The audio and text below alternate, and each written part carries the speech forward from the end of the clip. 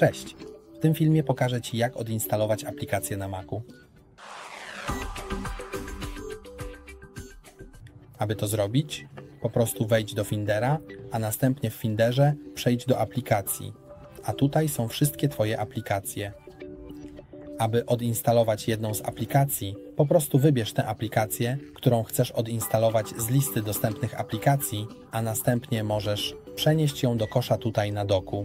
Potem wprowadź swoje hasło, aby potwierdzić odinstalowanie.